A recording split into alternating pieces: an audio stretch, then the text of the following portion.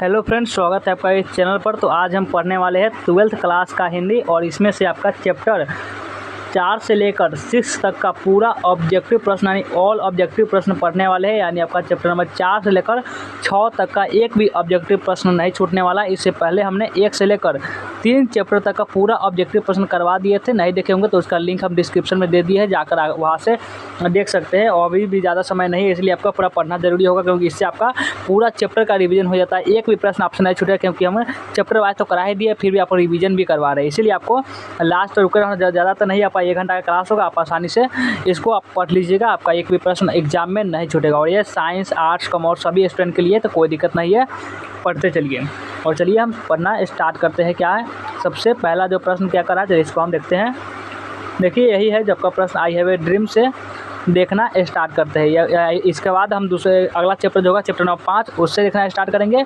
वह जब खत्म हो जाएगा तो चैप्टर नंबर 6 जो होगा उसको स्टार्ट करके देखना स्टार्ट करेंगे। यानी चैप्टर बाय चैप्टर हम देखते चलेंगे। तो चलिए सबसे पहला जो प्रश्न में क्या कर रहा है कि आई have a dream is a speech delivered by. आपको हिंदी भी बताते हुए चलेंगे, कोई दिक्कत नहीं होगा, आपको हम हिंदी भी बताते हुए चलेंगे, तो परेशान नहीं होना है, अच्छे तरीके से सिर्फ समझते चलिए। I have a dream is a speech delivered by, यानी आई हैव अ ड्रीम को कौन दिए है? जर्मन ग्रीर, सिगा नोया, एची बेट्स या मार्टिन लूथर किंग जूनियर। बता दीजिए कि आई हैव अ ड्रीम को कौन दिए है। तो इसको कौन लिख दिए है? तो Martin Luther King Junior ji I have a dream को दिए थे। डी वाला अपना जगह इसका करेक्ट आंसर। एक बार वीडियो को लाइक कर लीजिए, लाइक करके एक बार शेयर कर देंगे, लाइक करके एक बार शेयर कर दीजिए अपने दोस्तों के पास। और न्यू स्टूडेंट जितने भी होंगे वह चैनल को सब्सक्राइब कर लेंगे। तो चलिए आगे बढ़ते हैं अगले प्रश्न पर। अगला जो प्रश्न है 2 नंबर प्रश्न क्या कराए कि देखिए इसको। एंड क्या प्रश्न है? And as we walk me take pledge that we solve. And as we walk we make pledge that we solve. क्या हो जाएगा? Always be satisfied, always fight, always hate people या फिर ऑलवेज मार्च अहेड। तो क्या हो जाएगा इसमें? इसमें हो जाएगा ऑलवेज मार्च अहेड। आपका डी वाला ऑप्शन हो जाएगा इसका करेक्ट आंसर। और इसी तरह का आपको रिवीजन करवा रहे हैं, इससे ज़्यादा समय नहीं आपका वेस्ट करेंगे, जल्दी जल्दी आपको करवाते हुए चलेंगे। तो चलिए 3 नंबर जो प्रश्न कर रहा है कि who fought for the rights of ghettos and negroes. Who fights for the rights of ghettos and negroes? Abraham Lincoln, William third, Martin Luther King Junior या फिर ब्रोक ओबामा। क्या हो जाएगा इसमें? तो जगह के मार्टिन लूथर किंग जूनियर, यानी कि गेटोज एंड निग्रोज के अधिकार के लिए कौन लड़े थे? तो ये लड़े थे मार्टिन लूथर किंग जूनियर जी। और चलिए अगला प्रश्न है 4 नंबर। और 4 नंबर प्रश्न है कि Martin Luther King junior delivered the speech in dash hall. Martin Luther king speech को कब डिलीवर किए थे, कहाँ पर डिलीवर किए थे, यही ऐसे पूछा जा रहा है। तो लिंकन मेमोरियल हॉल में, रॉयल अल्बर्ट में, बोस्टन सिम्फनी में या फिर सोनोट्री हॉल में। कब कहाँ दिए थे ये? तो ये दिए थे लिंकन मेमोरियल हॉल में। ये वाला ऑप्शन हो जाएगा इसका करेक्ट आंसर। ये वाला ऑप्शन इसका हो जाएगा करेक्ट आंसर। और अब आइए अगले प्रश्न पर। अगला प्रश्न पर देख लीजिए 5 नंबर प्रश्न है कि 5वां नंबर प्रश्न क्या है? The bank of justice for negro is. क्या है प्रश्न में? The bank of justice, the bank of justice for negro is ruined, failed, bankrupt या सटेज्ड। क्या हो जाएगा? The bank of justice for negro is. क्या हो जाएगा इसमें? बता दीजिए। तो वह बैंकरप्ट, यानी निग्रो के लिए जो इंसाफ का बैंक था वह क्या हो गया था? वह बैंकरप्ट हो गया था, दिवालियापन हो गया था। सी वाला ऑप्शन हो जाएगा इसका करेक्ट आंसर। और आइए 6 नंबर जो प्रश्न है कि 6 नंबर प्रश्न देखिए। Martin Luther won the Nobel prize for, यानी मार्टिन लूथर को नोबेल प्राइज़ मिला था। किस लिए मिला था? लिटरेचर के लिए, पीस के लिए, मेडिसिन के लिए, इकोनॉमिक्स के लिए, किसके लिए मिला था? मार्टिन लूथर किंग को नोबेल प्राइज़ मिला था किसके लिए? तो ये मिला था इनको लिटरेचर यानी साहित्य के लिए।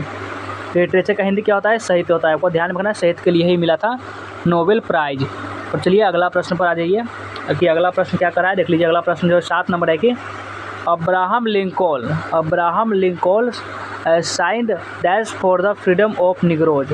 इमेंसिपेशन प्रोक्लेमेशन या फिर इंडिपेंडेंस कोलेशन या फिर अपराथिड या फिर स्लेवरी कैंपेजिशन। क्या हो जाएगा इसमें?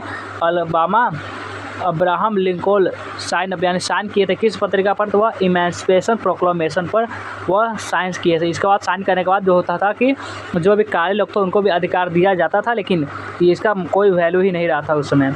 यह अमेरिका की बात है। चलिए ये 8 नंबर प्रश्न है कि Martin Luther king dislike dash discrimination, यानी मार्टिन लूथर किंग जूनियर कैसे स्थिति को डिसलाइक करते हैं, यानी पसंद नहीं करते हैं, कास्ट या फिर सेक्स या फिर रिलीजन या फिर रेशियल, तो वह रेशियल डिस्क्रिमिनेशन को, रेशियल भेदभाव को वह पसंद नहीं करते हैं। तो चलिए अगला प्रश्न पर, अगला प्रश्न जो है ये 9 नंबर प्रश्न है। देख लीजिए 9 नंबर प्रश्न क्या करा है इसको से, और इसको समझिए और इसका आंसर लगाइए कमेंट में कि Abraham Lincoln made a famous speech against, यानी अब्राहम लिंकन फेमस स्पीच, प्रसिद्ध भाषण दिए थे किसके प्रति, करप्शन के प्रति, पोएट्री के प्रति, स्लेवरी के प्रति, बैंकरप्सी के प्रति, किसके प्रति दिए थे, वह दिए थे स्लेवरी के प्रति। ये वाला ऑप्शन रहेगा इसका करेक्ट आंसर, ये वाला ऑप्शन रहेगा इसका करेक्ट आंसर। तो आइए अगला प्रश्न पर, अगला प्रश्न है 10 नंबर जो प्रश्न है कि देख लीजिए Martin Luther King junior delivered the famous speech on, कितना हो जाएगा इसमें, 25 अगस्त 1964 में, 28 अगस्त 1963 में, 4 अप्रैल 1968 में या 28 अगस्त 1964 में। Martin Luther King junior delivered the famous speech, ये स्पीच कब दिए थे वे, तो वे दिए थे 28 अगस्त 1963 को, 28 अगस्त 1963 को दिए थे। बी वाला ऑप्शन हो जाएगा इसका करेक्ट आंसर। और आइए अगला प्रश्न पर देख लीजिए, अगला प्रश्न आ रही 11 नंबर प्रश्न है, और 11 नंबर प्रश्न में यह कह रहा है कि देख लीजिए who were languishing in the corners of American societies, क्या हो जाएगा, रेड इंडियंस हो जाएगा या स्लेव्स हो जाएगा या निगोर्ड वाइट्स हो जाएगा या फिर कोस्टोस हो जाएगा, क्या हो जाएगा, who were laughing in the corners of American societies, क्या हो जाएगा इसमें, तो इसमें आपका नेग्रोइड अवॉइड हो जाएगा, यहाँ पर सी वाला ऑप्शन हो जाएगा इसका correct answer.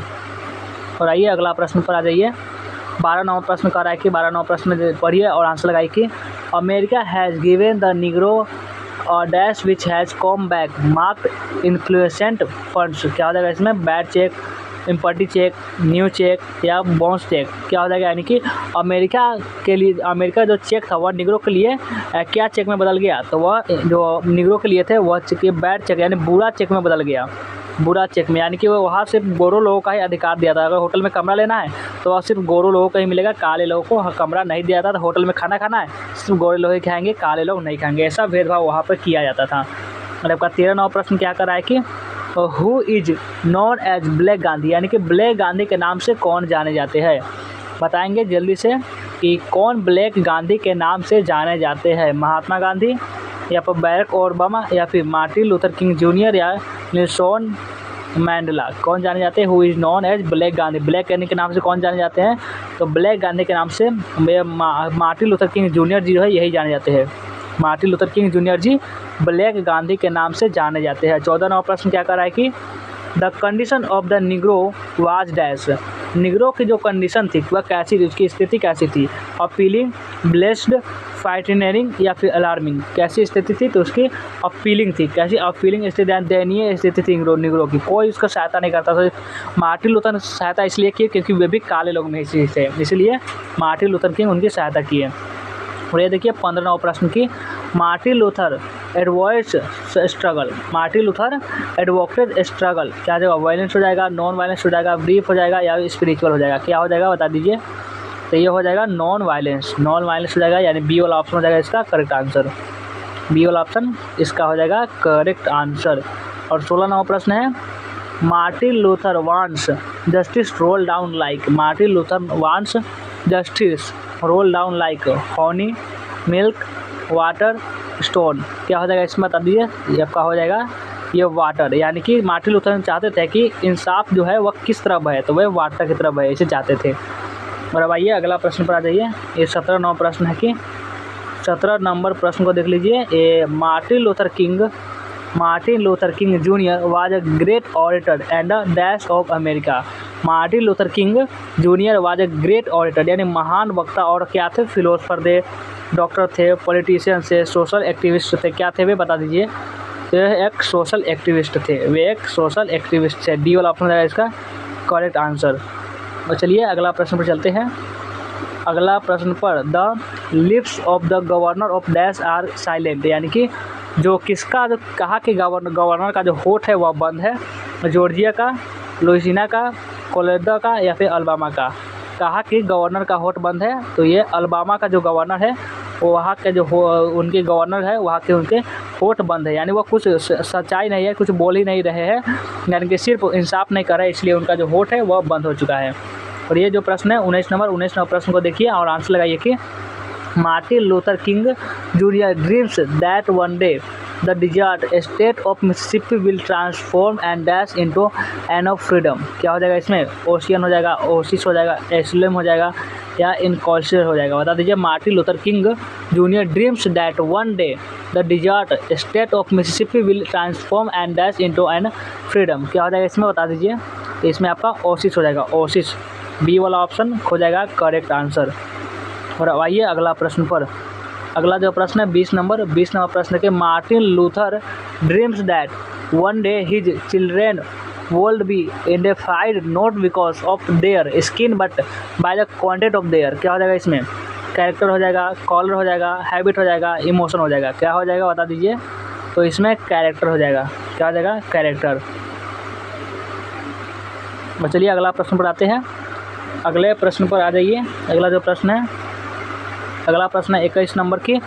The condition of the dash was appalling. The condition of the dash was appalling. Hispanic, German, negroes, French.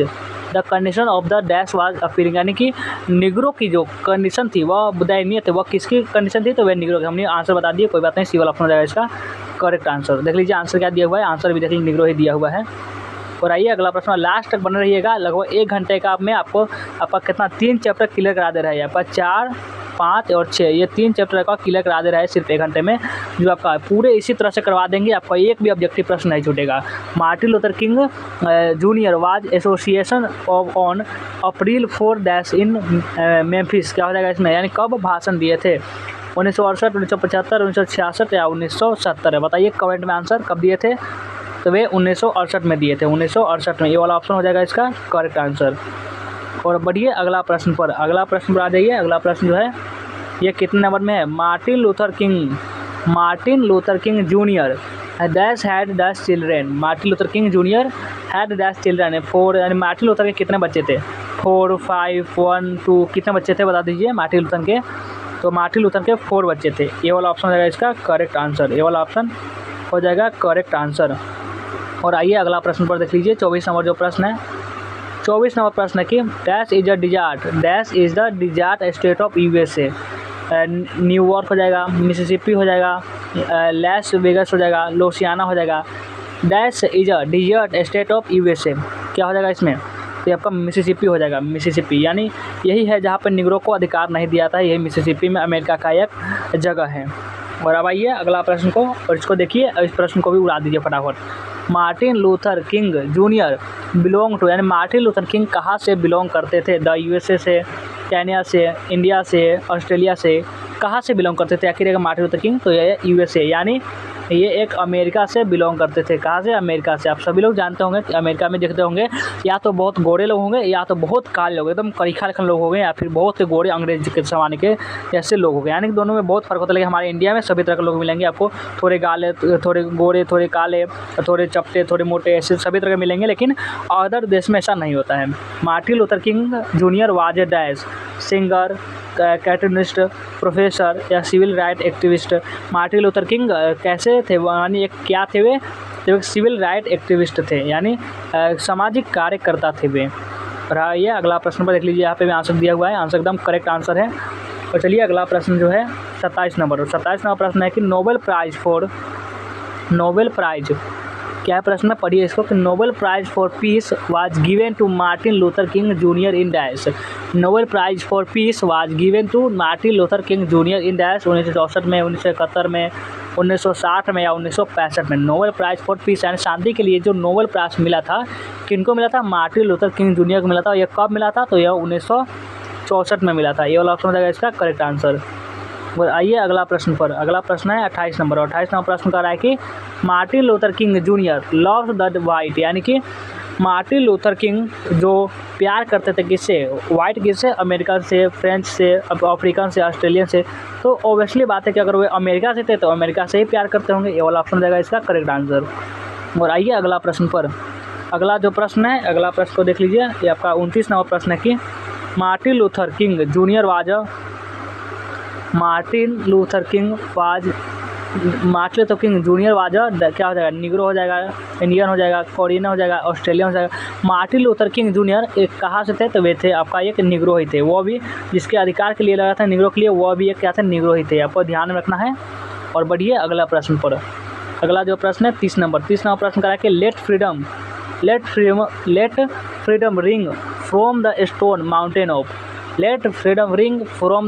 Mountain of Georgia, Alps, dales या और टेम्परेंस। क्या हो जाएगा इसमें, बताइए जल्दी से क्या हो जाएगा। तो ये आपका हो जाएगा जॉर्जिया हो जाएगा इसका राइट आंसर। ये वाला ऑप्शन हो जाएगा इसका करेक्ट आंसर।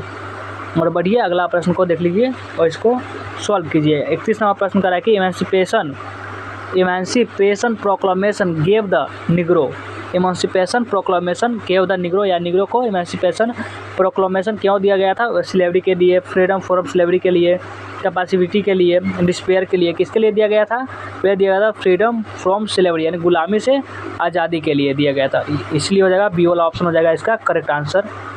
और आपका 32वां प्रश्न कर रहा है कि देखिए और लास्ट तक रुके रहिएगा, आपका एक भी प्रश्न नहीं छूटेगा। आपका Martin Luther King Junior ask the black people to continue working with love, hate, faith, jealousy. क्या हो जाएगा इसमें, तो ये आपका हो जाएगा लव, यानी कि वे हमेशा अमेरिका में जितने तक काले लोग थे या फिर गोरे लोग सभी वे प्यार करते थे, सभी से वे प्रेम करते थे। और चलिए अगला प्रश्न है 33 नंबर प्रश्न क्या है, इसको पढ़िए और आंसर लगाइए और एक बार लाइक करके शेयर करिए। एक बार लाइक करके वीडियो को फटाफट से शेयर मारिए, और न्यू एपिसोड जितने होंगे वह चैनल को क्या कर लेंगे, सब्सक्राइब जरूर कर लेंगे। तो चलिए इसका आंसर बता दीजिए। 33 नंबर प्रश्न है और इसका आंसर क्या होगा कमेंट में जल्दी जल्दी बता दीजिए क्या हो जाएगा इसका आंसर। यह कि Martin Luther King Junior use the unique of dash value to represent justice, bad teams, future, peace. क्या हो जाएगा इसमें बता दीजिए। तो इसमें आपका हो जाएगा बैड टाइम यानी बी वाला हो जाएगा इसका आंसर, करेक्ट आंसर हो जाएगा। चलिए अगला प्रश्न पर 33 नंबर प्रश्न है कि doctor appeals mainly to his listeners. क्या हो जाएगा, कॉमन सेंस हो जाएगा, डिस्पेयर फ्रॉम बेटर फ्यूचर हो जाएगा, सेंस ऑफ गिल्ट हो जाएगा, या फिर कॉर्नर अबाउट अमेरिकन स्टेटस हो जाएगा। क्या हो जाएगा इसमें, तो हो जाएगा डिजायर्स ऑफ बेटर फ्यूचर। देखिए न्यू क्वेश्चन होता है ना, वो भी आपको बना के इसमें दे दिए हुए हैं ताकि बोर्ड कहीं से भी क्वेश्चन पूछेगा तो आपसे ज़रूर बन जाएगा। तो ये प्रश्न है, देखिए इस प्रश्न को बनाइए। Which repeated phrase in doctor King's speech had additional power because it is from a familiar patriotic song. क्या हो जाएगा इसमें, I have a dream line जो है कहाँ से लिया गया है, आई हैव ए ड्रीम से, now is the time to, या 100 ईयर लेटर, या लेट्स फ्रीडम रिंग से कहाँ से लिया गया है बता दीजिए। ये जो लाइन है यह लेट फ्रीडम रिंग से लिया गया, जो आप पढ़े नहीं है, अलग से किताब है, इसमें आप तो सिर्फ आई हैव ए ड्रीम ही पढ़े होंगे। तो ये 35 नंबर प्रश्न है। 35 नंबर प्रश्न को देखिए कि doctor King is convinced that dreams rarely become reality, या द स्ट्रगल मस्ट कंटिन्यू, या इक्वालिटी हैज़ बीन अचीव्ड, या जस्टिस इज अ प्रिविलेज। क्या हो जाएगा इसमें 35 नंबर प्रश्न का बता दीजिए। The struggle must continue, B वाला हो जाएगा इसका करेक्ट आंसर, बी वाला इसका हो जाएगा करेक्ट आंसर। और चलिए आगे आइए अगला प्रश्न पर। अगला जो प्रश्न है इसको क्या है, तो इसको पढ़िए और इसको आंसर लगाइए कि किंग सेज हिज ड्रीम। क्या है, किंग जो है वह उसका सपना क्या है, और skewed while having on a new Hampshire history, या फिर इंक्लूड अल्बामा क्या है, या फिर include Abraham Lincoln and the governor of Alabama, या फिर सी में कि he is rooted in the America dream, या became nightmare of nullification. क्या हो जाएगा इसमें, तो इसका आंसर हो जाएगा is rooted in the American dream, C वाला हो जाएगा इसका करेक्ट आंसर। चलिए इसको कलर बदल लेते हैं और चलिए अगला प्रश्न है 37 नंबर प्रश्न क्या कर रहा है, पढ़िए इसको और आंसर लगा दीजिए कि the ओवरवेल tone of king speech in. क्या प्रश्न है कि the ओवरवेल tone of king speech in angry, despairing, inspiring, या एग्रीमेंटिव। क्या हो जाएगा इसमें इंस्पायरिंग हो जाएगा, यानी कि जो भाषण दिए तो लोग क्या किए, इंस्पायर यानी उससे कुछ सीखे, इंस्पायर हो गए, ऐसा नहीं कि उसका भाषण सुनकर गुस्सा ही हो गए। और आपका चलिए ये प्रश्न जो है कि किंग यूजेज मैंसिया टू रिप्रेजेंट। क्या हो जाएगा इसमें, स्लेवरी, फ्रीडम, सेग्रीगेशन, या इक्वालिटी।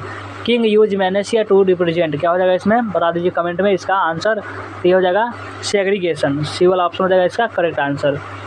और आइए अगला प्रश्न पर, आपका 39 नंबर प्रश्न का आगे देखिए। 39 नंबर प्रश्न की is sweltering with the heat of injustice and operation. Is sweltering with the heat of injustice and operation Mississippi हो जाएगा, चैक्रो हो जाएगा, न्यूयॉर्क हो जाएगा, टेक्सास हो जाएगा, क्या हो जाएगा बता दीजिए, ये मिसिसिपी हो जाएगा, मिसिसिपी, ये वाला ऑप्शन हो जाएगा इसका करेक्ट आंसर। चलिए अगला प्रश्न पर आइए। अगला जो प्रश्न है 40 नंबर प्रश्न का है Negro is granted his rights, Negro is granted his rights, क्या हो जाएगा इसमें, सिटीजनशिप हो जाएगा, एजुकेशन हो जाएगा, डेमोक्रेसी हो जाएगा, फ्रीडम हो जाएगा, क्या हो जाएगा, तो इसमें बता दीजिए सिटीजनशिप हो जाएगा, सिटीजनशिप, ये वाला ऑप्शन इसका हो जाएगा करेक्ट आंसर। और चलिए अगला प्रश्न जो है ये आपका अंतिम नवा प्रश्न है, ध्यान से पढ़िए। इस चैप्टर नंबर 4 है, उसका अंतिम नवा प्रश्न है। अब चैप्टर नंबर 5 स्टार्ट होगा और इस खत्म होने के बाद चैप्टर नंबर 6 स्टार्ट होगा। तो Martin Luther King Junior belongs to, क्या हो जाएगा इसमें, the USA, Britain, Germany, France, क्या हो जाएगा इसमें आपका द USA, अमेरिका हो जाएगा, ये वाला ऑप्शन जो हो जाएगा करेक्ट आंसर। इसमें 41 प्रश्न था आपका चैप्टर नंबर 4 में। अब चलिए चैप्टर नंबर 5 से ऑब्जेक्टिव प्रश्न को देखते हैं। सबसे पहला जो प्रश्न है कि who has retain ideas that have helped Mankind, इसका हिंदी वाक्य कौन लिखे हैं ideas that have helped Mankind के, बताइए कौन लिखे हैं। आपका ये चैप्टर का नाम है ideas that have helped Mankind, यानी कौन लिखे इसको। ए में दिया हुआ है कि बर्टन रसेल, बी में कि H.E. बेट्स, सी में मार्टिन लूथर किंग जूनियर और डी में कि एंटोन चेखव। बता दीजिए कि कौन लिखे है who has retain ideas that have helped Mankind, तो इसका लिखे कौन है, इसको लिखे है बर्टन रसेल जी, बर्टन रसेल इसको लिखे हुए हैं, ये वाला ऑप्शन हो जाएगा इसका करेक्ट आंसर। और चलिए अगला प्रश्न पर चलते हैं। तो अगला प्रश्न है जो 2 नंबर प्रश्न कह रहा है कि क्या करा है, चलिए इसको पढ़ते हैं। Burton Russell was a philosopher and a dash, यानी बर्टन रसेल एक फिलोसफर होने के साथ साथ एक और क्या थे, यानी एक भौतिज्ञ होने के साथ साथ क्या थे, आपका ये साइकोलॉजिस्ट थे या फिर जियोलॉजिस्ट थे या फिर मैथमेटिशियन थे या फिर साइंटिस्ट थे, क्या थे वे, तो वे एक मैथमेटिशियन थे, यानी सी वाला ऑप्शन हो जाएगा इसका करेक्ट आंसर, मैथमेटिशियन वे थे। और आइए अगला प्रश्न पर आ जाइए। जो अगला प्रश्न कर रहा है 3 नंबर प्रश्न है कि बर्टन रसेल, कमेंट में आंसर बताते हुए चलना है। Burton Russell was awarded Nobel prize for literature in the dash year, यानी कि बर्टन रसेल को नोबेल पुरस्कार मिला था साहित्य के लिए और किस वर्ष मिला था, यही आपसे पूछा जा रहा है। 1948 में मिला था, 1950 में मिला था, 1955 में मिला था या 1960 में मिला था, कब मिला था बर्टन रसेल को नोबेल प्राइज़ साहित्य के लिए, तो ये बता दीजिए कब मिला था, जल्दी जल्दी कमेंट में बताइए। तो ये मिला था 1950 को, 1950 को उनको मिला था, साहित्य के लिए मिला था, ध्यान में रखना है आपको, भूलना बिल्कुल नहीं है। यह बहुत ही VVI प्रश्न है, ये आपका VVI प्रश्न है, आपको ध्यान में रखना क्योंकि हर बार पूछा जाता है। और आइए अगला प्रश्न पर देख लीजिए। अगला जो 4 नंबर जो प्रश्न कर रहा है कि देख लीजिए utilization of proved to be a milestone in human prosperity, यानी कि यूटिलाइजेशन ऑफ प्रूड यानी कि एक असभ्य जो है ना वह माइल स्टोन साबित हुआ, क्या चीज़ का, मतलब मानव का जो विकास है वह एक माइल स्टोन है, मील का पत्थर साबित हुआ, किस चीज़ के आविष्कार के बाद, स्टोन, फायर, एनिमल्स, व्हील, किस चीज़ का आविष्कार के बाद, तो वो आपका फायर आग के आविष्कार का जो मानव जीवन जो है एक मील का पत्थर साबित हुआ मानव जीवन के लिए। और आपका चलिए अगला प्रश्न पर चलते हैं। अगला जो प्रश्न है 5 नंबर, तो 5 नंबर में प्रश्न में क्या कहा जा रहा है, चलिए इसको पढ़ते हैं कि has civilization taught us to be more dash towards one another, इसका हिंदी वाक्य कि सिविलाइजेशन हमें एक दूसरे के प्रति क्या रहना सिखलाती है, इनेमी, एंग्री, एक्सेप्ट या फिर फ्रेंडली, क्या रहना सिखलाती है, तो सिविलाइजेशन हमें एक दूसरे के प्रति दोस्ती यानी कि फ्रेंडली यानी मित्रवत रहना सिखलाती है, डी वाला ऑप्शन हो जाएगा इसका करेक्ट आंसर। और आइए अगला प्रश्न पर 6 नंबर जो प्रश्न कह रहा है कि the taming of dash animals made life much pleasant, the taming of dash animals made life much pleasant, इसका बता दीजिए आंसर क्या होगा कि मतलब कौन से जानवरों को पालतू बनाना, जानवरों को क्या बनाना हमें बहुत सारे खुशहाल बना दिया, बताइए विल्ड, वीक, रोबस्ट या फिर डोमेस्टिक, कैसे क्या जानवरों को क्या बनाना हमें बहुत ही खुशहाल बना दिया अपनी ज़िंदगी को, बताइए क्या होगा, तो यहाँ पर डोमेस्टिक यानी जानवरों को पालतू बनाना हम लोग को बहुत ही खुशहाल बना दिया। आपका हिंदी भी बताते हुए चल रहा है, कोई दिक्कत नहीं होगा। और चलिए अगला प्रश्न जो है अगले प्रश्न पर आ जाइए। अगला प्रश्न है 7 नंबर और 7 नंबर प्रश्न में क्या कहा जा रहा है, चलिए इसको पढ़ते हैं। 7 नंबर जो प्रश्न है कि skills play a more important role than the conditional ones, यानी कि इसका क्या हो जाएगा कि skills play a more important role than the conditional one, यानी दूसरा किस चीज़ का जो हमारे जीवन में बहुत अच्छा योगदान रहा है हमें आगे बढ़ने में, यानी कि हमके मानव जीवन को सभ्य बनाने में, तो बता दीजिए एडोलसेंस हो जाएगा या फिर स्क्यूडेड हो जाएगा या फिर चाइल्डहुड हो जाएगा या फिर न्यू हो जाएगा, तो क्या हो जाएगा वो आपका हो जाएगा स्क्यूड हो जाएगा, बी वाला ऑप्शन हो जाएगा इसका करेक्ट आंसर। आपको कोई भी दिक्कत नहीं होने देंगे, इसका गारंटी है। चलिए आगे बढ़ते हैं। अगला प्रश्न है 8 नंबर, और 8 नंबर प्रश्न कह रहा है कि इन द ईयर, क्या है प्रश्न में, पढ़िए इसको पहले। इन द ईयर 1946 से 47 a great percentage of bird and humans died to the, यानी कि किस कारण से 1946 से 47 के दौरान जो बहुत भारी संख्या में क्या मरे थे, मानव और पक्षियाँ मरे थे। किस कारण से मरे थे? फ्लूड के कारण से, यानी भूख से कारण थे, अर्थक्वेक यानी भूकंप के कारण से, हंगर यानी भूख के कारण से, वार यानी युद्ध के कारण से। किसके कारण से मरे थे तो बताइए, वो मरे थे हंगर यानी भूख के कारण से, यानी उनको खाना न मिले कारण से वह मरे थे मानव और कुछ पक्षियाँ। और आइए अगला प्रश्न पर देख लीजिए, अगला प्रश्न क्या है और उसका आंसर लगाते चलिए।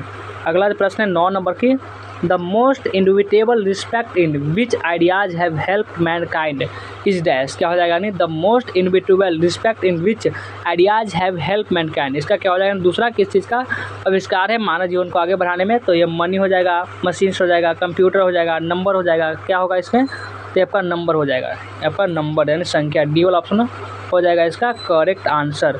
और आइए अगला प्रश्न है 10 नंबर, 10 नंबर प्रश्न है कि Bertrand Russell belong to, Bertrand Russell belongs to यानी कि कहाँ से बिलोंग करते थे, अमेरिका से, अफ्रीका से, इंग्लैंड से, जापान से, कहाँ से बिलोंग करते थे ये ब्रटन रसेल, आपको बताना है। ब्रटन रसेल बिलोंग टू, तो यह इंग्लैंड से, ब्रटन रसेल वे इंग्लैंड से बिलोंग करते थे, सी वाला ऑप्शन हो जाएगा इसका करेक्ट आंसर।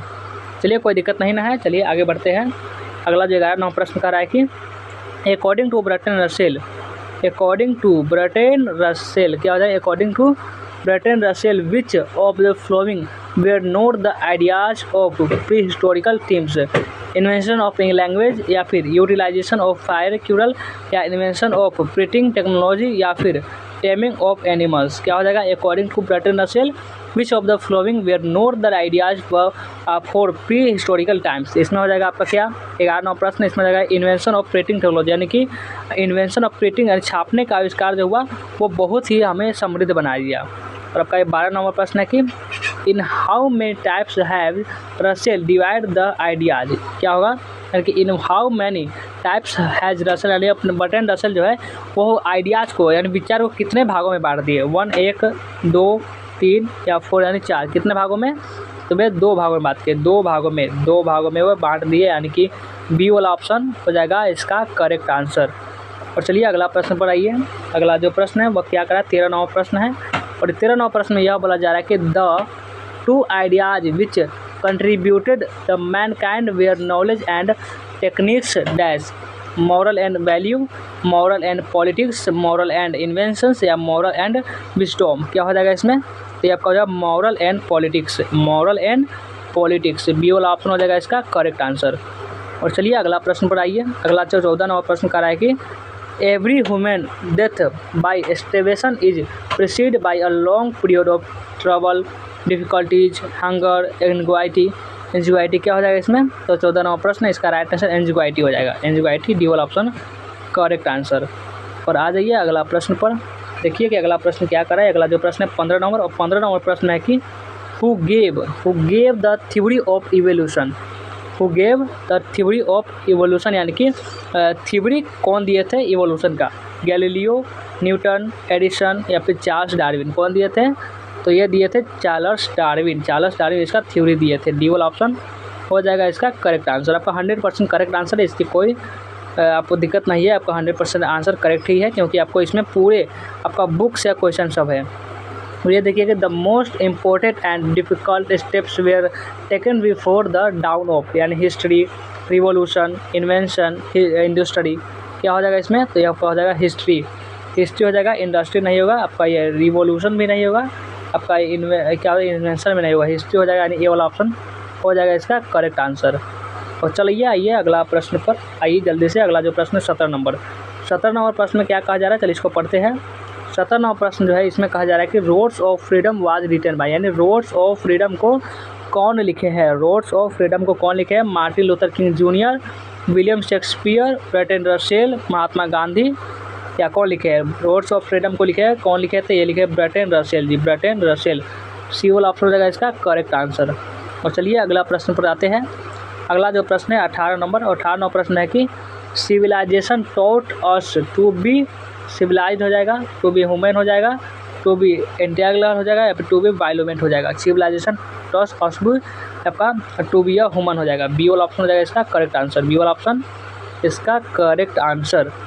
और चलिए आइए अगला जो प्रश्न है 19 नंबर प्रश्न कह रहा है कि the invention of dash more imported than domestication of animals, agriculture, weavings, electricity या फिर व्हीकल्स। क्या हो जाएगा इसमें? तो ये हो जाएगा एग्रीकल्चर हो जाएगा इसमें, ये वाला ऑप्शन हो जाएगा इसका करेक्ट आंसर। और आइए अगला प्रश्न है 20 नंबर प्रश्न है कि देखिए world not help the corn to grow it has always the feast on the blood. मोलोस हो जाएगा, सोचस हो जाएगा, कोलकोस हो जाएगा, फिर लीकोस हो जाएगा। क्या हो जाएगा इसमें? तो आपका मोलोस हो जाएगा, ये वाला ऑप्शन हो जाएगा इसका सही आंसर। और आइए अगला प्रश्न पर आ जाइए। अगला प्रश्न क्या कर रहा है उसको चलिए देखते हैं। अगला प्रश्न 21 नंबर है और इसमें है बोला जा रहा है कि was also a commentator on a large varieties of topic. इसका ए में दिया है Bertrand Russell, S C. Bose, doctor Rajendra Prasad या फिर मार्टिन लूथर किंग जूनियर।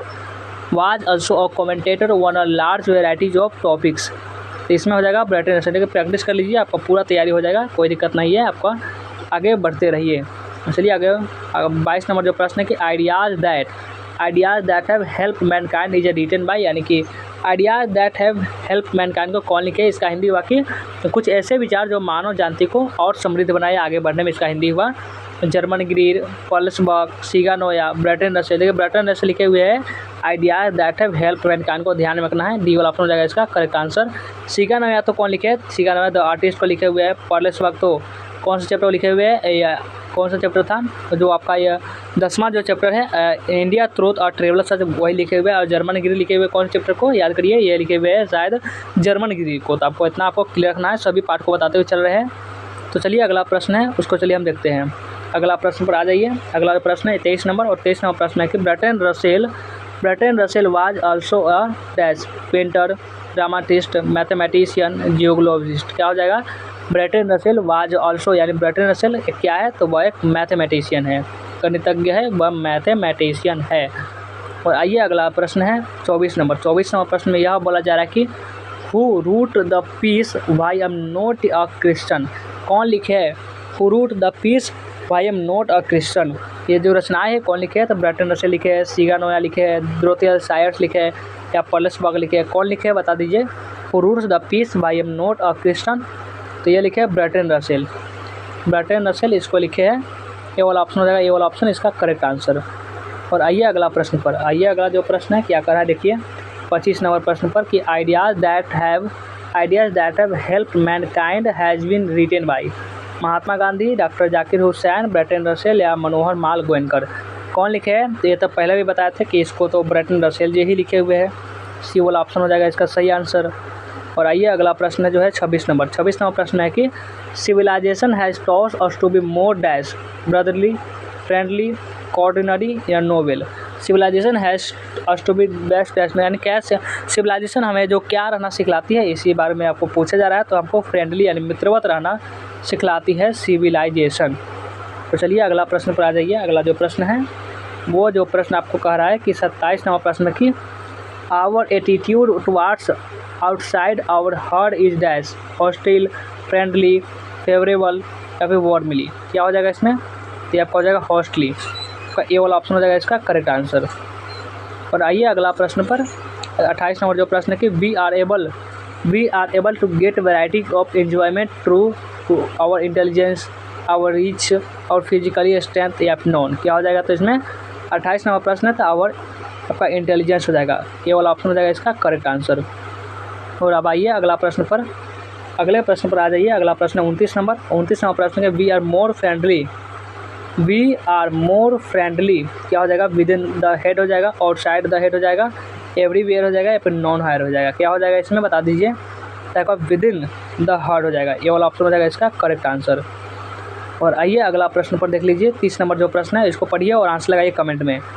इसका पढ़िए और आंसर लगाइए कमेंट में कि after language the second most important things which help Mankind was gold, silver, fire, non. क्या हो जाएगा इसमें आपका फायर हो जाएगा, फायर, सी वाला ऑप्शन करेक्ट आंसर इसका हो जाएगा।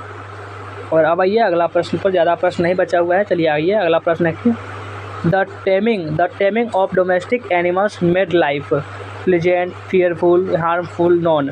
The taming of domestic animals made life क्या हो जाएगा, तो मेड लाइफ यानी कि प्लीजेंट, प्लीजेंट इसका हो जाएगा करेक्ट आंसर। और आइए अगला प्रश्न है 32 नंबर प्रश्न के Russell was awarded Nobel prize for, यानी रसेल को अवार्ड में मिला था नोबेल प्राइज़ किसके लिए मिला था, फिलोसफी के लिए, लिटरेचर के लिए, मेडिसिन के लिए, इकोनॉमिक्स के लिए, तो वह लिटरेचर के मिला था, यानी साहित्य के लिए, लिटरेचर यानी उनको साहित्य के लिए मिला था, को ध्यान में रखना है। आपका 33 नंबर प्रश्न क्या कर रहा है, चलिए इसको पढ़ते हैं। 33 नंबर प्रश्न है कि survival for homo sapiens primarily was a problem never a problem both of them या फिर नॉन, यानी सर्वाइवल होमो सेपियंस के लिए क्या था, तो यह एक प्रॉब्लम था, एक समस्या था आपका। चलिए आप चलते हैं अगला प्रश्न जो है, ये आपका इस चैप्टर का अंतिम प्रश्न है कि birds die of hunger is large number during summer, rainy season, winter, none, क्या हो जाएगा, ये हो जाएगा विंटर, सी वाला ऑप्शन करेक्ट है। हम सबसे पहला नंबर प्रश्न जो आपका चैप्टर नंबर 6 है, इससे देखना स्टार्ट करते हैं। Shiga Noah is a dash short story writer, यानी शिगा नोया एक कैसे छोटी कहानीकार है, एक चाइनीज या फिर जापानीज, अमेरिकन या फिर कोरियन, बताइए कहाँ के है, तो ये आपका एक जापानीज है, जापानीज शॉर्ट स्टोरी राइटर, यानी कि जापान के रहने वाले हैं। तो चलिए इसका आंसर भी देख लेते हैं। देखिए आपका आंसर बी वाला हो जाएगा, एकदम करेक्ट आंसर है। तो चलिए अगले प्रश्न पर चलते हैं। अगला प्रश्न जो 2 नंबर में है कि 2 नंबर जो प्रश्न है कि C B was dash year old, C B was dash year old, 10, 11, 12, 13, यानी सी बी जो है कितने साल का लड़का है, कितने साल का लड़का है सी बी, तो सी बी 12 साल का लड़का है, 12 साल का लड़का है सी बी, सी वाला ऑप्शन हो जाएगा इसका करेक्ट आंसर। तो चलिए अगला प्रश्न पर आइए। अगला जो प्रश्न है ये देखिए आपका जो प्रश्न कर रहा है 3 नंबर प्रश्न है कि C B was passionately interested in, यानी कि सी बी किस में रुचि रखता था, मेलॉन्स में, टॉयस में, कॉर्ड्स में, फ्रूट्स में, किस में रखता था, तो वह गॉड्स में यानी लौकी में रखता था इंटरेस्ट। देख लीजिए आपका आंसर क्या है, तो आंसर भी आपको ये वाला सी वाला ही ऑप्शन दिया रहा है, सी वाला ऑप्शन हो जाएगा इसका करेक्ट आंसर, सी वाला ऑप्शन करेक्ट आंसर हो जाएगा। चलिए अगले प्रश्न पर चलते हैं। अगर 4 नंबर जो प्रश्न कर रहा है कि 4 नंबर प्रश्न हु इज़ द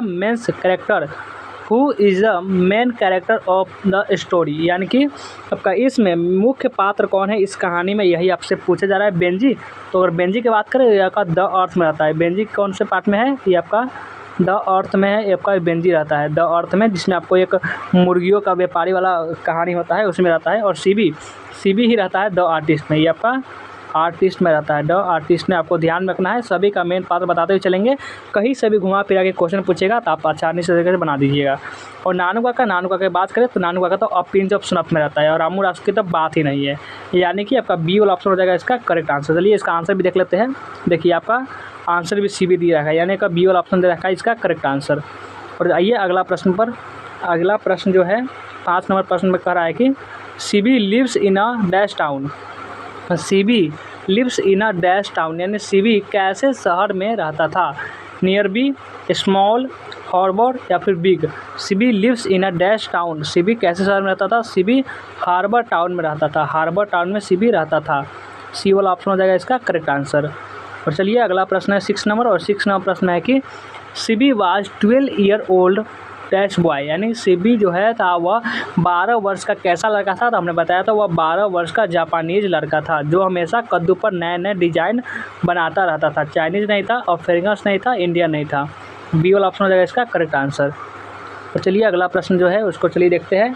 तो अगला प्रश्न को सामने आ चुका है और इसको बनाइए। 7 नंबर जो प्रश्न है कि C B was still at dash school, C B was still at dash school, यानी सी बी था वह कौन से स्कूल में पढ़ाई करता था, मिडिल स्कूल में, प्राइमरी स्कूल में, गवर्नमेंट स्कूल में या फिर कॉन्वेंट स्कूल में, कैसे स्कूल में, तो वह भी प्राथमिक स्कूल में ही वह पढ़ाई करता था, और वहीं पर आपका कद्दू पर नए नए पॉलिश करते समय वह पकड़ा जाता है अपने टीचर से, और टीचर लगाते खूब पीटते उड़ते हैं, और उसके माँ और पिताजी के पास भी शिकायत करने जाते हैं, फिर उसके पिताजी उठते हैं वो भी देतार प्रकार लगाते हैं सी बी को, अपने सी बी को खूब पिटाई पड़ता है। चलिए अगला प्रश्न जो है 8 नंबर, और 8 नंबर है कि C B fathers work in a dash हो, सी बी के जो पिता है वह किस दुकान में काम करते थे, बार्बर के, यानी कि बार्बर या फिर ज्वेलरी या फिर वेजिटेबल यानी कारपेंटर, तो वे कौन सी दुकान में काम करते थे, तो वे कारपेंटर के दुकान में काम करते थे सी बी के जो पिताजी थे, डी वाला ऑप्शन हो जाएगा इसका करेक्ट आंसर। ये जो कहानी है बहुत मज़ेदार कहानी है, इसलिए आपको पढ़े भी होंगे। तो ये आपका चलिए 9 नंबर जो प्रश्न है, 9 नंबर प्रश्न है कि C B CB hobbies was collecting dash. CB का जो हॉबी था वो क्या चीज़ को कलेक्ट करना था, गॉड्स को, फ्लावर्स को, सीड्स को या फिर ग्रास को। CB hobby was dash collecting, तो वो हमेशा गॉड्स पर नए नए डिज़ाइन बना उसको कलेक्ट करना इसका समझ लीजिए कि पेशा ही था, यानी इसका काम था। तो आपका ये 10वां नंबर प्रश्न कह रहा है कि 10 नंबर प्रश्न की सीगा नोया वाज ए ग्रेट। सीगा नोया एक महान क्या है, शॉर्ट स्टोरी राइटर है, नोवेलिस्ट है, ए और बी दोनों, यानी कि शॉर्ट स्टोरी राइटर भी है और आपका ए नोवेलिस्ट पे क्या है या ड्रामाटिस्ट है, क्या है बताइए कमेंट में इसका जवाब बता दीजिए। हम चलते हैं अगले प्रश्न पर, इसका जवाब कमेंट में बताना है। और आपका देखिए 11 नंबर प्रश्न क्या कर रहा है। 11 नंबर जो प्रश्न है कि the one who behaves like a women is called. The one who behaves like a women is called ब्यूटली, फ्लैटरर, ग्यूल्टेन या फिर इफेनिमेट। क्या हो जाएगा, तो 11 नंबर प्रश्न का राइट आंसर हो जाएगा इफेनिमेट। डी वाला ऑप्शन हो जाएगा इसका करेक्ट आंसर, डी वाला ऑप्शन हो जाएगा इसका करेक्ट आंसर। तो चलिए अगला प्रश्न है 12 नंबर, और 12 नंबर प्रश्न है कि which teacher caught CB in the classroom. यानी कि जो टीचर है वह सीबी को क्या काम करते हुए अपने क्लासरूम में पकड़ते हैं। साइंस मतलब क्या चीज़ के टीचर, वो साइंस के, सोशल साइंस के, इथिक्स के या फिर मैथ्स के, तो वे इथिक्स के टीचर पकड़ लेते हैं। सो जो यह सब सिखाते होते वैसे इथिक्स के टीचर वैसे टीचर को कहते हैं जो कि व्यायाम कैसे करना है, घूमना कैसे चाहिए, कैसे बैठना चाहिए, ये सब बारे में सिखाते हैं, यानी मॉरल टीचर समझ लीजिए। आपका उसी के क्लास में समझ लीजिए कि गॉड को पॉलिश करते हुए पकड़ा गया, तब तो इसको पिटाई तो लगनी ही चाहिए थी। तो चलिए अगला प्रश्न पर आइए।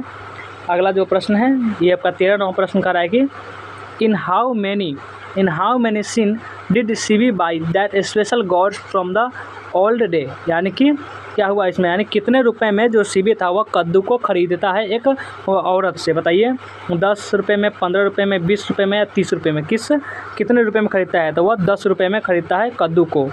आपका 10 रुपये में कद्दू खरीदता है, बाद में जब वह टीचर उसको छीन लेते हैं और कद्दू को जब बेचा जाता है तो वो बहुत ज़्यादा रुपये में बिकता है, यानी उसका टैलेंट इतना था कि वो उतना रुपये में बिक सकता है। What was CB doing with the gods when the teacher cot him. What was CB doing with the gods when the teacher cot him, यानी पेंटिंग हो जाएगा, पॉलिशिंग हो जाएगा, शॉपिंग हो जाएगा, यानी गॉड्स पर क्या काम करते हुए टीचर पकड़ते हैं, तो यह उसका क्या कर रहा था, पॉलिशिंग कर रहा था, पॉलिशिंग। बी वाला ऑप्शन हो जाएगा इसका करेक्ट आंसर। और चलिए अगला प्रश्न पर आ जाइए। अगला जो प्रश्न है ये आपका 15 नंबर प्रश्न का रहा है कि 15 नंबर प्रश्न की विच स्पेशल ऑफ, देखिए इसको और प्रश्न को पढ़िए, आपका हिंदी भी बताते हुए चला है, कोई दिक्कत नहीं होने वाला है। Which special of the gods been mention in the chapter, skill gods, क्लैबेस, बॉटल गॉड्स या फिर बैकिन। क्या हो जाएगा इसमें, तो ये आपका हो जाएगा बैकिन, डी वाला ऑप्शन हो जाएगा इसका करेक्ट आंसर। और आपका 16 नंबर प्रश्न है कि आपका ये Naniwa Bushi is a type of dash in Japan, यानी जापान में नानिवा बूसी एक प्रकार का क्या है, यही आपसे पूछा जा रहा है। तो आपका ये गॉड्स है, गेम है, डांस है या फिर म्यूजिक है, तो यह एक प्रकार का क्या है, तो यह प्रकार का ये म्यूजिक है। नानिवा बूसी एक प्रकार का म्यूजिक है जो जापान के में पाया जाता है, समझ सकते हैं। एक बार वीडियो को लाइक करके शेयर भी करेंगे, एक बार लाइक करके शेयर भी कर दीजिए। आपका ये ऑब्जेक्टिव BBI ऑब्जेक्टिव प्रश्न चल रहा है, चैप्टर नंबर 6 है। और चलिए अगला प्रश्न पर, अगला जो प्रश्न है आपका ये कितना नंबर प्रश्न है, 19 नंबर प्रश्न है कि the artist is a dash. The artist एक क्या है, बताइए कमेंट में कि the artist is a dash an squad है या फिर अ शॉर्ट स्टोरी है या फिर अ बैल्ड है या फिर अ प्ले है, क्या है ये, तो ये प्रकार एक शॉर्ट स्टोरी, छोटी कहानी है, ये क्या है, छोटी कहानी है। चलिए अगला प्रश्न पर अब आते हैं। अगला प्रश्न है, इसको उड़ाइए फटाक से। CB gods for a few dash हो जाएगा, यानी क्या हो जाएगा, यानी CB gods for a few, यानी कितने रुपए में खरीदता है, यंस में, डॉलर्स में, यानी वहाँ का जो रुपए के बारे में बात करेगा वो कैसे रुपए में खरीदता है। हमारे यहाँ तो आप जानते हैं कि इंडियन रुपए चलता है, लेकिन उसके यहाँ यंस, उसका मतलब से होता है 1 यंस 2 यंस, आपका 1 यंस 2 यंस, यानी यंस पर इसमें बात किया जाता है इसमें, वहाँ पर जापान में। यानी कि यहाँ पे बोलते हैं ना 10 रुपया 20 रुपया, वैसे ही जापान में बोला जाता है कि 10 यंस 20 यंस, ऐसे ही कभी भी डॉलर्स होता है, ऐसा नहीं, अमेरिकन रुपया नहीं, सभी देश का अलग अलग मुद्रा होता है। CB hobbies of collecting gods made his teacher, यानी कि सीबी का जो हॉबी था वो कलेक्टिंग गॉड्स को कद्दू पर नए नए तरीके का प्रयोग करना था। जो टीचर होते हैं वो जब देखते हैं तो वह क्या हो जाते हैं, प्राउड, गर्व करते हैं, अरे नहीं गर्व नहीं करते, एंग्री करते, गुस्सा करते हैं या फिर सरप्राइज देते हैं कि लॉफ एंड हंसते हैं। क्या करते हैं टीचर उसके बाद देखने के बाद, तो वह एंग्री, बहुत ज़्यादा गुस्सा हो जाते हैं उसको। उसके बाद जाते हैं उसके माता पिता के पास, पिताजी तो होते नहीं है घर पर, उसके माताजी होते हैं, और कुछ बहुत सारे बोलते हैं, और जैसे ही उसके पिताजी आते हैं दुकान से और अपने सीबी को पकड़ते हैं, दे देना चलिए आपका यह 22 नंबर प्रश्न है, इसको बनाइए कि CB was a dash boy. CB was a dash boy, Chinese, Japanese, Nepalese या फिर Koreans. CB was a dash boy, तो सीबी कैसा लड़का था, तो यह जापानीज लड़का था। हमने बताया था सीबी एक जापानीज लड़का था। और चलिए अगला प्रश्न पर आ जाइए। अगले प्रश्न को अब बनाइए इसको। 23 नंबर जो प्रश्न है, 23 नंबर प्रश्न क्या करा है कि CB both a dash in gods from an old women. CB both a dash in gods from an old women, यानी ओल्ड वुमेन से कितने रुपये में खरीदता है, 5, 4, 3, 6 कितने रुपये में खरीदता है, तो वह 5 रुपये में खरीदता है, 5 रुपये में, यानी ये वाला ऑप्शन हो जाएगा इसका करेक्ट आंसर। और चलिए अगला प्रश्न पर आ जाइए। आइए अगला प्रश्न पर, इसको बनाइए। 24 नंबर प्रश्न है कि the teacher became very dash with CB for neglecting his studies. क्या हो जाएगा, कॉटेज हो जाएगा, एंग्री हो जाएगा, सैड हो जाएगा, फ्रेंडली हो जाएगा, क्या हो जाएगा, तो आपका एंग्री हो जाएगा, यानी गुस्सा हो जाते हैं जब उसको देखते हैं पॉलिश करते हुए गॉड्स को। तो आपका 25 नंबर प्रश्न पर आ जाइए। 25 नंबर प्रश्न करा है कि the price of the 5 in Scots was dash 10 yen, 5 yen, 6 yen, none. क्या हो जाएगा इसमें, बता दीजिए इसका, तो ये आपका 10 येन हो जाएगा, यानी ये वाला ऑप्शन हो जाएगा इसका करेक्ट आंसर। और चलिए अगला प्रश्न पर आ जाइए। ये आपका ये 26 नंबर प्रश्न है। 26 नंबर जो प्रश्न है कि you are in idiot dash sorted the teacher, his uncle, the office या फिर हिज मदर। यानी कि जो इसमें क्या करते हैं कि कौन उसको देखते हैं पॉलिश करते हुए, शिकायत कौन करते हैं, टीचर करते हैं, ये वाला ऑप्शन हो जाएगा इसका करेक्ट आंसर। सभी प्रश्न को याद कर रखना है क्योंकि ये सब VBI प्रश्न है। और पर 27 नंबर जो प्रश्न है, 27 नंबर की CB was a dash year old dash Japanese boy. CB was कितने साल का वो जापानीज बॉय था, तो वह 12 ईयर ओल्ड जापानीज बॉय। आपको ये याद होगा, ये वाला ऑप्शन हो जाएगा इसका करेक्ट आंसर। बी नहीं होगा, सी नहीं होगा, डी नहीं होगा। और आइए अगला प्रश्न है 28 नंबर। 28 नंबर प्रश्न है कि the hobby of collecting gods is dash called dash pastime, effeminate, good, manly, bad. क्या हो जाएगा इसमें आपका इफेनिमेट हो जाएगा, यानी स्त्री बने, यानी कि जो भी कद्दू को जो पॉलिश वाला काम करता था उसको स्त्रीन काम माना जाता था, यानी कि वह सिर्फ स्त्री करती है ऐसा माना जाता था। तो चलिए यह प्रश्न है 29 नंबर, इसको बनाइए कि CB took to dash after going up collecting gods. अब रीडिंग बुक्स हो जाएगा, प्लेइंग गेम्स हो जाएगा, पेंटिंग पिक्चर हो जाएगा या फिर वाचिंग पिक्चर हो जाएगा। क्या कौन सा पिक्चर हो जाएगा, तो ये पेंटिंग पिक्चर। उसके बाद जो कद्दू का जो पॉलिश करता था वह काम जब छोड़ देता है तो वह पेंटिंग पिक्चर करने लगता है सीबी। उसके पास टैलेंट को छोड़ना पड़ता है क्योंकि माता पिता और टीचर ही उसके टैलेंट को नहीं समझ पाते हैं, तो कौन समझेगा। The artist has been written by, the artist कौन लिखे, तो जानते ही है सिगानोया लिखे हुए डॉक्टर जाकिर हुसैन तो भारत होम को लिखे है, महात्मा गांधी तो इंडियन सिविलाइजेशन एंड कल्चर को लिखे है, और ब्रटन रसेल तो ideas that have helped Mankind को लिखे है, यानी सी वाला ऑप्शन हो जाएगा इसका करेक्ट आंसर। तो हमने 30 प्रश्न बताए, इसमें से आपको कितना सही हुआ कमेंट पर जरूर बताएंगे। और कोई वीडियो को लाइक करके शेयर करके और चैनल को सब्सक्राइब जरूर कर लेंगे। चलिए वीडियो को एंड करते हैं, मिलते हैं फिर नेक्स्ट वीडियो में।